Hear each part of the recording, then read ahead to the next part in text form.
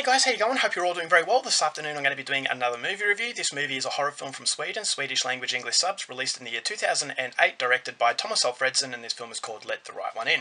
So Let the Right One In tells the story of a young child. He is relentlessly bullied at school. He lives in this very secluded town that is besieged by snow. It's in the middle of winter. His parents have just separated, so he's got no one to really seek refuge with, and he seems to be all alone. So he's a miserable sort of child, and he just doesn't know when his life is going to get any better. But then all of a sudden his life does get better when he meets a young girl. He's the same age, and the young girl takes a liking to him, and so when he starts to talk to her more, a very strong friendship forms, and there is a little bit of love there as well. And so the love is actually giving this kid enough strength to fight back against these bullies and actually have a little bit of self-esteem, so he's starting to feel a lot better about things. But unfortunately, there is news that a serial killer is on the loose, and this serial killer is actually picking off people, and there's actually draining them of their blood. And so this kid is actually, he's not old enough to really understand what's going on, but he's a little bit he's a little bit taken back because the adults are so freaked out. But then all of a sudden he realizes that there's a terrible secret behind this young girl, and this secret threatens to basically put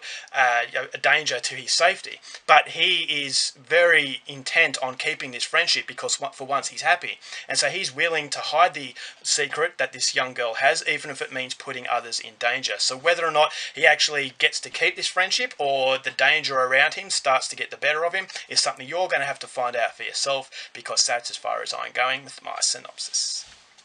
Now, my thoughts on Let the Right One In. This is without a doubt one of the most beautiful horror films I've ever seen. It's one of the most beautiful love stories. It's got so many layers to it that it just makes it a film that doesn't come along very often. This is in my top 5 films of all time, not just horror films, but films in general. And I don't know why it took me so long to review it. I've seen it so many times since I first watched it 10 years ago.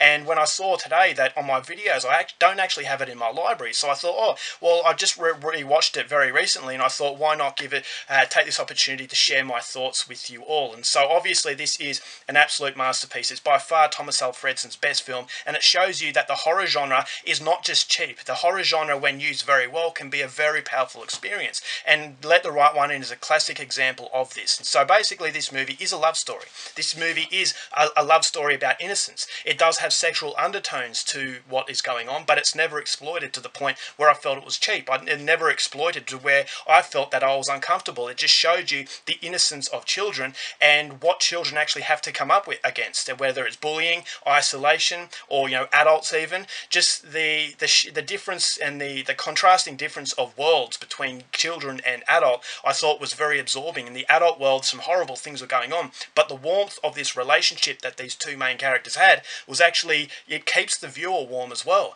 And so it's got some of the most beautiful set pieces you'll ever see, and that's complemented by a very good visual base that the movie has. The visuals play a strong pivotal role as well, because that actually shows you the mentality of these characters. None of these characters are happy.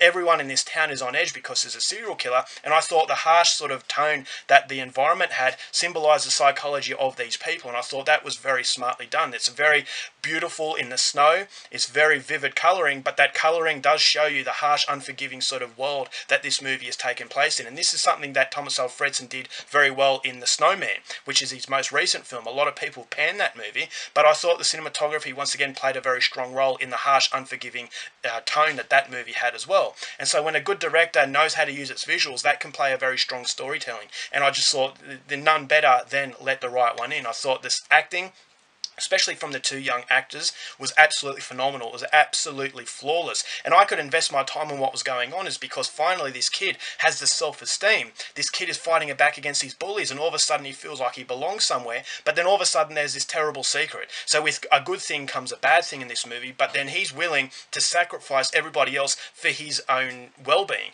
And so is that a selfish thing, or for once is he experiencing something that the world didn't give to him? And so it's got a very heartbreaking sort of quality, that if he finally he's happy, but all of a sudden that happiness is going to have a price. And why is that? Why can't this kid just cut your break? And unfortunately this is something that happens in every day, not just children but adults, is that you live a very hard life, and all of a sudden things are starting to look up, but then all of a sudden that has a price. And it shows you the harsh realities of the world, and I think Let the Right One In, it did that absolutely perfectly. Is that yes, finally these kids are actually living a life, and they this kid is being bullied, the kid's parents have been separated, all of a sudden good things are happening, but hang on, on, there's something that's threatening that happiness. And so I just thought that this was a very realistic tale within a very unrealistic sort of world. And so the world does take place in vampirism.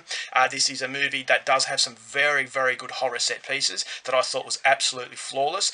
Some very nasty scenes as well that I thought, okay, well, there's a contrasting difference once again within these worlds, is that you've got the beauty of innocence versus the corruption of adulthood. And that adulthood is where all the ghastly things are happening. But as I said, the warmth with these two main characters, it keeps you warm from the harsh coldness that the movie has on the outside. And so I thought that when all the layers in this film come together, the drama aspect was flawless, the love aspect was flawless, and also the horror aspect was absolutely perfect. And it's a continuity that always runs, it always snowballs to the effect where you know that something different is going to happen, and then it has one of the most beautiful endings that I've ever seen. And so this is a movie that needs to be seen. If you like the remake Let Me In, then you're going to be blown away by Let the Right One In, because that remake wasn't bad, but it was absolutely nothing on the original. And so Thomas Alfredson really has set a high pedestal for himself, and this is something that's negative for directors like this. M. Night Shyamalan suffered the same thing, is that when he created The Sixth Sense, all of a sudden everybody expected his other films to reach that level, but when they don't reach that level, people can be excused for thinking it's a bad film, but it's not necessarily a bad film. It's just that his first film was so brilliant. And Thomas Alfredson with Let the Right One In, all of a sudden films such as The Snowman, when you're expecting brilliance from a brilliant director, and all of a sudden it's not quite brilliant, do you think to yourself that was a horrible movie? But for me, I just think that when you set that high standard, yes, it's good that it showcases that you're a very good director, but the rest of your films are going to have they're going to be up against it. Basically, that very high standard is something that can't be met all the time, and so that is a curse. And at the same time, but as I said, it's not really a bad thing, is because it shows you how good this director can actually be. So this is a flawless film. It's a masterpiece of a movie. As I said, one of the most beautiful films ever made. And as a result of that, not surprisingly, I'm going to give Let the Right One In 5 stars. Alright guys, that's it for my review. Hope you enjoyed it. Till next time, keep watching movies, and I'll see you later.